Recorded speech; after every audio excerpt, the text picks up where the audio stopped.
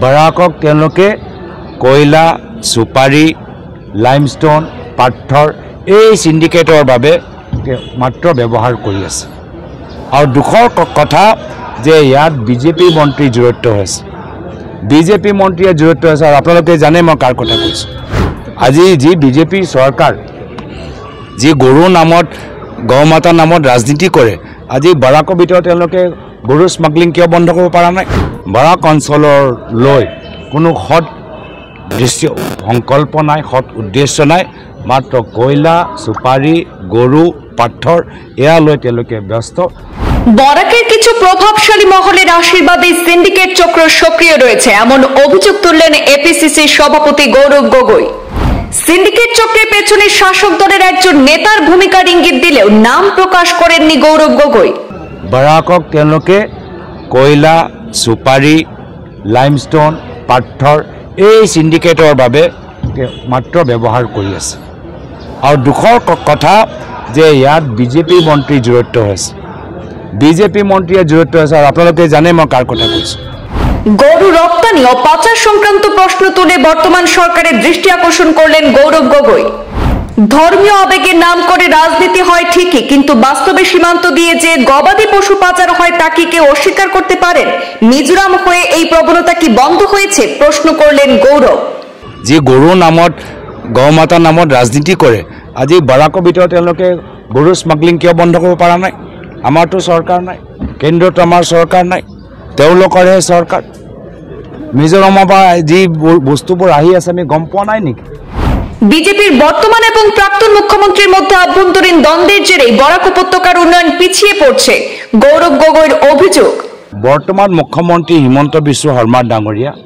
আৰু প্ৰাক্তন মুখ্যমন্ত্ৰী সৰ্বানন্দ সোণোৱাল ডাঙৰীয়াৰ মাজত ৰাজনৈতিক এটা প্ৰতিযোগিতা হোৱা বাবে সৰ্বানন্দ সোণোৱাল ডাঙৰীয়াৰ এটাও প্ৰস্তাৱ হিমন্ত বিশ্ব শৰ্মা ডাঙৰীয়া তেওঁলোকৰ পৰৱৰ্তী বিজেপি চৰকাৰে পূৰণ কৰা নাই শাসক দলের নীরব ভূমিকার ফলে বরাক উপত্যকা ধীরে ধীরে সিন্ডিকেটের করিডোরে পরিণত হচ্ছে মন্তব্য গৌরব গগৈয়ের বন্যায় বিপর্যস্ত বরাক উপত্যকার পরিস্থিতি খতিয়ে দেখতে শিলচরে সংবাদ মাধ্যমে মুখোমুখি হয়ে সেখানে বিস্ফোরক অভিযোগ তুললেন কংগ্রেস নেতা গৌরব গগৈ অভিযোগ করে বলেন আশ্রয় শিবিরে প্রয়োজনীয় রেশন ও ওষুধের অভাব প্রকট যা দুর্যোগে প্রশাসনিক ব্যর্থতাকে সামনে আনে বরাক উপত্যকাকে শাসক দল সিন্ডিকেটের করিডোর হিসেবে ব্যবহার করছে এমন মন্তব্য করেছেন গৌরব গগৈ তিনি দাবি করেন সিন্ডিকেটের পেছনে বরাকের এক প্রভাবশালী মন্ত্রীর প্রত্যক্ষ ভূমিকা রয়েছে কিন্তু তিনি প্রকাশ্যে নাম উচ্চারণ করেননি তিনি আরো বলেন আজ আরএসএস বিজেপির একাংশ কর্মী ও সিন্ডিকেট সংশ্লিষ্টরা যদি বন্দুক হাতে চাঁদা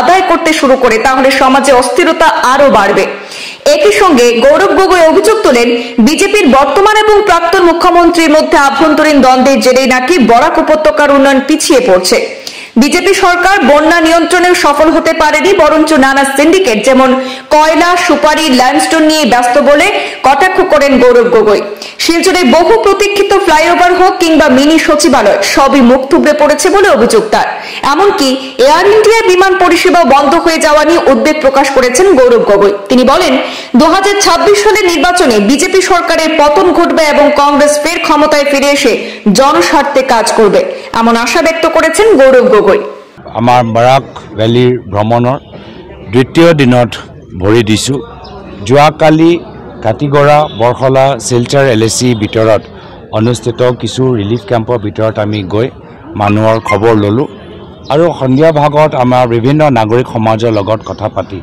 বৰাক অঞ্চলৰ বৰ্তমান কি সমস্যা সেই সমস্যাবোৰ বুজ ল'লোঁ আৰু মই যথেষ্ট দুখিত যে প্ৰাক্তন মুখ্যমন্ত্ৰী সৰ্বানন্দ সোণোৱাল ডাঙৰীয়াৰ দিনত বৰাকৰ মানুহৰ খুব এটা ৰঙীন সপোন দেখুওৱা গৈছিল খুব ৰঙীন সপোন দেখা গৈছিল ডিষ্ট্ৰিক্ট লাইব্ৰেৰীৰ সপোন দেখুওৱা গৈছিল মিনি ছেক্ৰেটেৰিয়েটৰ সপোন দেখুওৱা গৈছিল চাকৰিৰ পোষ্টবোৰ যে এটাও যে খালী নাথাকে সেই সপোনবোৰ দেখুওৱা গৈছিল কিন্তু হ'ব পাৰে যে বৰ্তমান মুখ্যমন্ত্ৰী হিমন্ত বিশ্ব শৰ্মা ডাঙৰীয়া আৰু প্ৰাক্তন মুখ্যমন্ত্ৰী সৰ্বানন্দ সোণোৱাল ডাঙৰীয়াৰ মাজত ৰাজনৈতিক এটা প্ৰতিযোগিতা হোৱা বাবে সৰ্বানন্দ সোণোৱাল ডাঙৰীয়াৰ এটাও প্ৰস্তাৱ হিমন্ত বিশ্ব শৰ্মা ডাঙৰীয়া তেওঁলোকৰ পৰৱৰ্তী বিজেপি চৰকাৰে পূৰণ কৰা নাই ডিষ্ট্ৰিক্ট লাইব্ৰেৰী কাম হোৱা নাই, মিনি ছেক্ৰেটেৰিয়েটৰ কাম হোৱা নাই,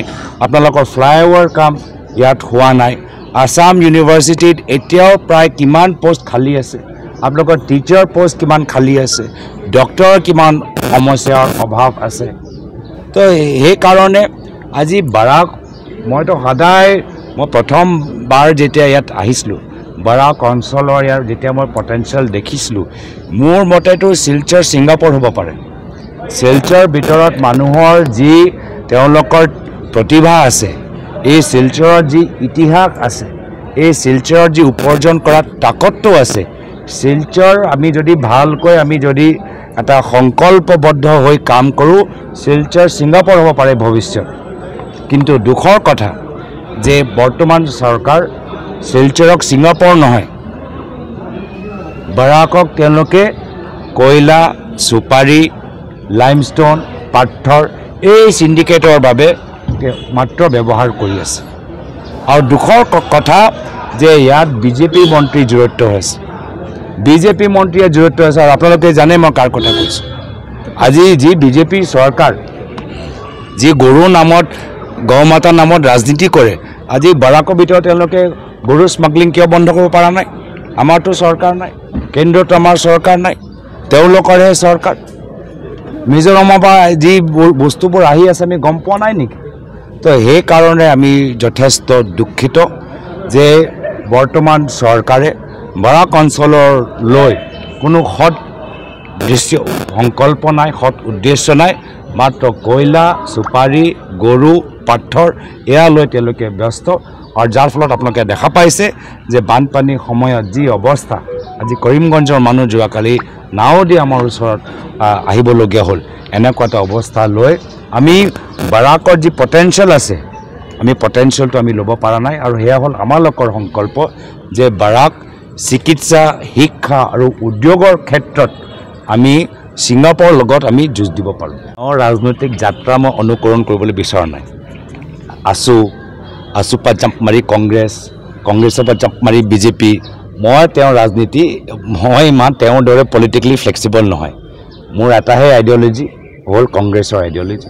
সেই আইডিঅ'লজি মোৰ যাত্ৰা আৰম্ভণি, সেই আইডিঅ'লজি মোৰ যাত্ৰা সামৰণি। তেওঁৰ দৰে কেতিয়াবা কংগ্ৰেছ, কেতিয়াবা আজমল ডাঙৰীয়া ভাল, কেতিয়াবা আজমল ডাঙৰীয়া বেয়া, কেতিয়াবা বিজেপি, কেতিয়াবা সাৰদা, কেতিয়াবা কুকি আণ্ডাৰগ্ৰাউণ্ড, কেতিয়াবা তেওঁলোকৰ এই আলফাৰ লগত যোগাযোগ সম্পৰ্ক, কেতিয়াবা মাটি, কেতিয়াবা লুইচ বজাৰ। এইটো কি ষ্ট্ৰাগল ভাই? মইতো এনেকুৱা ষ্ট্ৰাগল, এইটো কিবা ষ্ট্ৰাগল হ'ল নেকি? যিজন মানুহে সদায় ক্ষমতাতে থাকিলে, যিজন মানুহে যোনফালে ক্ষমতা তাত ফালে তেওঁ ভৰি দিয়ে, তো কি ষ্ট্ৰাগল হ'ল? ষ্ট্ৰাগলটো বিৰোধী দলত থাকিলেহে ষ্ট্ৰাগলটো বুজি পাবা। ষ্ট্ৰাগল যেতিয়া তোমালোকৰ ওপৰত যেতিয়া পুলিচৰ case, ED case, income tax, তেতিয়াহে তুমি বুজি পাবা কি ষ্ট্ৰাগল কৰিলে। তেওঁতো যোনফালে ক্ষমতা তাত ভৰি দিব, যাৰ ওচৰত ক্ষমতা তাৰ ওচৰত যাব। তেওঁলোকক মনখিনি কেনেকৈ কোমল কৰিব পাৰে, মোৰ প্ৰয়াত পিতৃৰ মন কোমল কৰি দিলে। তো তেওঁ কি ষ্ট্ৰাগল কৰিলে মইতো বুজি পোৱা নাই। যদি লুইচ বাৰ্জাৰ সাৰধা ষ্ট্ৰাগল, মোৰ এনেকুৱা ষ্ট্ৰাগল নালাগে। আনটো পাৰ্টিলৈ জাম্প কৰা সেইটোৱে ষ্ট্ৰাগল, মোক এনেকুৱা ষ্ট্ৰাগল নালাগে। যদি সদায় ক্ষমতাত থকাটোৱে ষ্ট্ৰাগল, মোক এনেকুৱা ষ্ট্ৰাগল নালাগে। তেওঁৰ ষ্ট্ৰাগল আৰু মোৰ ষ্ট্ৰাগলৰ মাজত যথেষ্ট পাৰ্থক্য। মই আজি নহয়, ইয়াৰ পূৰ্বে কিমানবাৰ ইয়াত আহিছোঁ। মই কথাটো ক'বলৈ দিয়ক, প্ৰশ্ন আৰু কিবা সুধি লওক। বাৰাকৰ লৈ মই কেইবাবাৰো আহিছোঁ। প্ৰথমবাৰ আহোঁতেও মই কৈছিলোঁ যে বাৰাকৰ লৈ মই খুব এটা পটেঞ্চিয়েল, ইয়াৰ যি কৰিডৰ, ইয়াৰ যি কানেক্টিভিটি, ইয়াত যি পটেঞ্চিয়েল আছে, যথেষ্ট পটেঞ্চিয়েল। কিন্তু যদি আমি গুৰুত্ব দিওঁ, এইটো এইখন চৰকাৰ এয়াৰ ইণ্ডিয়া ফ্লাইটটো উঠাই দিলে আপোনালোকৰ কি কানেক্টিভিটি হ'ল? কানেক্টিভিটিয়ে নাই। এতিয়া ট্ৰেইনৰ আমি দেখিলোঁ, ট্ৰেইন কানেক্টিভিটি কিমানবাৰ ডিষ্ট্ৰাপশ্যন হৈ আছে। ট্ৰেইনৰ ভিতৰতো কিমান অসুবিধা হৈ আছে মানুহবোৰৰ। তো যেতিয়া কানেক্টিভিটিয়ে নাথাকে, ইণ্ডাষ্ট্ৰী গ্ৰ'থ কি হ'ব? এডভান্টেজ আছামত কি বাৰাক নাই নেকি? তো সেইকাৰণে মোৰ প্ৰতি সদায় যে কংগ্ৰেছ দলতকৈ মই বাৰাক অঞ্চলৰ যি প্ৰতিভা আৰু মানুহৰ যে ইয়াত যি ইহঁতৰ নিজৰ ভাষাৰ প্ৰতি যি টান, নিজৰ ভাষাৰ কাৰণে যি আন্দোলন কৰিছে, মইতো স্বাগতম জনাইছোঁ। অসমৰ ভিতৰত আমাৰ পৰম্পৰাই হ'ল সংগ্ৰামী, কেতিয়াবা নিজৰ ভাষাৰ কাৰণে, কেতিয়াবা নিজৰ জাতিৰ কাৰণে। মতপাতৰ্ক বা ডিফাৰেঞ্চ অফ অপিনিয়ন থাকিব পাৰে, কিন্তু আনজনৰ নিজৰ জাতি আৰু ভাষাৰ প্ৰতি টানটো আমি সন্মান কৰোঁ। ভাষা শ্বহীদৰ সময়তো যিসকলে শ্বহীদ হ'ল আমি তেখেতক আমি সন্মান কৰোঁ। কাৰ লগত মানে আমাৰ অসমৰ মানুহে যে আমি টিভি নেদেখোঁ তেনেকুৱা ভাবিছে নেকি? বিধানসভাৰ মুখ্যমন্ত্ৰীয়ে কৈছে নামনি অসম মানুহ নামনি থাকিব লাগিব, এইটো কি সম্বন্ধ? মানুহক বন্দুক দিবলৈ বিচাৰিছে, এইটো কি শান্তি বাৰ্তা? আপোনালোকে চাওকচোন, আজি পুলিচক নিৰাপত্তাৰ দায়িত্ব দিয়া নাই, মানুহক কৈছে যে তোমালোকে বন্দুক লওক। বন্দুক কোনে ল'ব? যিসকল বিজেপি কৰে তেওঁলোকে বন্দুক পাব, যিসকল RSS কৰে তেওঁলোকে বন্দুক পাব, যিসকলে চুপাৰী চিণ্ডিকেটৰ জড়িত আছে তেওঁলোকে বন্দুক পাব। আৰু বন্দুক লৈ কি কৰিব? তেওঁলোকে আতংক সৃষ্টি কৰিব, চান্দা তুলিব, ট্ৰেডাৰ আৰু ব্যৱসায়ী মানুহক হেৰেছ কৰিব, নিজৰ 4-5জন লৈ তেওঁলোকৰ এটা গেং বনাই ক্ৰিমিনেল এক্টিভিটিজ বাঢ়িব। এইটো কি শান্তি সম্বন্ধে তেওঁহে জানে।